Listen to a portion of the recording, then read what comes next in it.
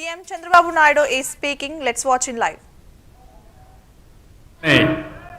నేను ఇప్పుడే మరియమ్మకు అదే మరిగా ఇంకొక ఆడబిడ్డకి నేనే పింఛన్లు అక్కడ తీసుకుపోయి ఇచ్చాను.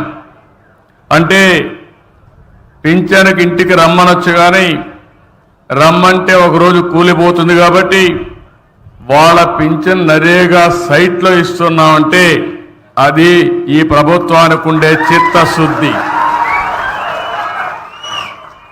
మీరెక్కడుంటే అక్కడ ప్రభుత్వం వచ్చి పనిచేసే విధానానికి శ్రీకారం చుట్టాం. అందుకే ఈరోజు నేను చాలా సంతోషంగా ఉన్నా. పేదవాడికి సహాయం చేసినప్పుడు ఉండే సంతోషం ఏ పని చేసినా రాదు. ఈరోజు కూటమి ప్రభుత్వం వచ్చింది, సంవత్సరం అయింది, కానీ విని ఎరుగని విధంగా మీకు సహాయం చేశాం. మీరు ఈ విషయం గుర్తుపెట్టుకోవాల్సిన అవసరం ఉంది.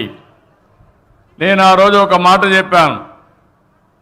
ఆ రోజు నేను చెప్పింది ఏప్రిల్ నుంచే పింఛన్లు పెంచుతాను, పింఛను ఏప్రిల్ నుంచి ఇస్తానని మాట నిలబెట్టుకున్న ప్రభుత్వం ఎన్డీఏ ప్రభుత్వం. ఇంకొక పక్క మీరు చూస్తే 12వ నెల 34,000 కోట్ల రూపాయలు పింఛన్ల రూపేణా పేదవాళ్ళకి ఇచ్చిన ఏకైక ప్రభుత్వం భారతదేశంలోనే కాదు ప్రపంచంలో ఎక్కడా ఉండదు. అలాంటి ప్రభుత్వం ఈ ప్రభుత్వం అని చెప్పి కూడా నేను మీకు తెలియజేస్తున్నా. మనం చరిత్ర కూడా గుర్తుపెట్టుకోవాలి.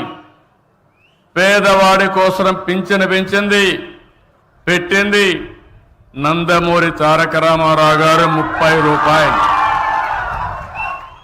దాన్ని 75 రూపాయలు చేశాను. మళ్ళీ 200 రూపాయల నుంచి 5 ఏళ్లలో 2,000 రూపాయలంటే 10 రెట్లు పెంచిన ప్రభుత్వం ఈ ప్రభుత్వం. మళ్ళీ నేను అధికారంలోకి వస్తాను 3,000 నుంచి ఒకేసారి 4,000 రూపాయలు పెంచిన ప్రభుత్వం ఈ ప్రభుత్వం అని చెప్పి నేను మీకు గుర్తు చేస్తున్నా.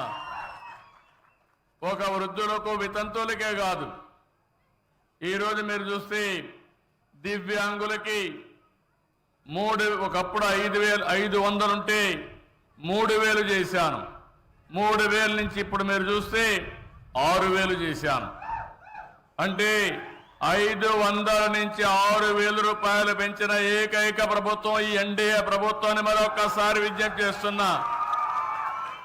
ఎవరన్నా డయాలిసిస్ వచ్చి కిడ్నీ ప్రాబ్లం ఉండి సమస్యలుంటే వాళ్ళకు 10,000 రూపాయలు ఇస్తున్నాం. కొంతమంది బెడ్కి పరిమితం అయిపోయి ఉంటే ఇంట్లో వాళ్ళు కూడా సేవలు చేయాలి కాబట్టి అలాంటి వాళ్లకు 15,000 రూపాయలు ఇచ్చే ఏకైక ప్రభుత్వం. అంటే 4,000, 6,000, 10,000, 15,000 ఇస్తున్నాం. నేను సవాలు విసురుతున్నా, భారతదేశంలో ఎక్కడైనా ఇస్తున్నారా ఒక్కసారి మీరే వెరిఫై చేసుకోవాల్సిందిగా మిమ్మల్ని కోరుతున్నా. ఇది పేదవాళ్ళంటే ఈ ప్రభుత్వానికి ఒక అభిమానం.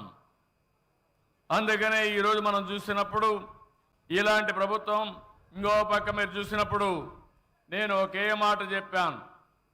మొదటి తారీఖున ప్రభుత్వ యంత్రాంగం పేదల గురించి ఆలోచించాలి. ప్రతి ఒక్కరూ గ్రామాలకు వెళ్ళాలి, పేదవాళ్ళని దర్శనం చేసుకోవాలి. ప్రజాప్రతినిధులు, ఎమ్మెల్యేలు, ఎంపీలు, అక్కడ స్థానిక సంస్థల్లో ఉండే నాయకులు అందరూ కూడా మీ దగ్గరకు వచ్చి మీకు ఆ పింఛనిచ్చే కార్యక్రమంలో భాగస్వాములైతే మీ కష్టాలు నేరుగా అర్థమవుతాయి, కష్టాలు తీర్చే మనస్తత్వం వస్తుంది. అందుకనే ఈరోజు రాష్ట్రం అంతా కూడా తెల్లవారితో నిద్ర లేస్తానే 6 గంటలకే మీ దర్శనం మా ఆఫీసర్లు, మా నాయకులు తీసుకున్నారంటే అదేని మేము చూపించే చొరవని మరొక్కసారి మీ అందరికీ విజ్ఞప్తి చేస్తున్నా. భవిష్యత్తులో కూడా ఒకటే హామీ ఇస్తున్నాను. ఈరోజు కష్టపడుతున్నాం, మేము కష్టపడేది మీకోసం కష్టపడుతున్నాం, పేదవాళ్ళ కోసం కష్టపడుతున్నాం. ఈ పేదవాళ్ళకి గవర్నమెంట్ ఇచ్చే పింఛన్లు ఇస్తానే ఉంటాం. అవసరమైతే భగవంతుడు కనికరిస్తే పెంచుతాం. అదే సమయంలో ఇంకో పక్క చేప ఇవ్వడమే కాదు, చేపను పట్టుకునే విధానం నేర్పిస్తా, మీ అందరికీ మీ ఆదాయాన్ని పెంచుతానని మరొక్కసారి హామీ ఇస్తున్నా. ఈరోజు మీరు చూస్తే ఇంత మునుపు ఒక నెల కానీ ఎవరైనా వచ్చి తీసుకోకపోతే వాళ్ళకు పింఛన్ ఇచ్చేవాళ్ళు కాదు, ఎగ్గొట్టేవాళ్ళు. ఎక్కడుంటే అక్కడ పింఛన్ ఇవ్వడం. రెండోది, ఒక నెల తీసుకోకపోతే రెండో నెల 3 నెలలు, ఆ మరిగా 3 నెలల వరకు పింఛన్లు ఇచ్చే కార్యక్రమానికి శ్రీకారం చుట్టాం. ఇంకో పక్క మీరు చూస్తే ఎవరైనా ఆడబిడ్డలు, మీరంతా ఉన్నారు ఇక్కడ, భర్త చనిపోతే ఆటోమేటిక్గా భార్యకు పింఛన్ ఇచ్చే విధానానికి శ్రీకారం చుట్టాను. వీటన్నింటి వల్ల చాలా వరకు వెసులుబాటు వస్తూ ఉంది. 3 నెలలకు ఒకసారి ఇచ్చే పింఛన్లో అదనంగా 9,176 మందికి ఇచ్చాం. ఈ విధంగా మీరు చూస్తే దగ్గర 2 నెలల్లో ఇచ్చే వాళ్ళకి 1,12,22,975 మందికి ఇచ్చాం. అంటే ఇవన్నీ కూడా ఒక 150 కోట్లు 200 కోట్లు ఎక్కువ అవుతుంది.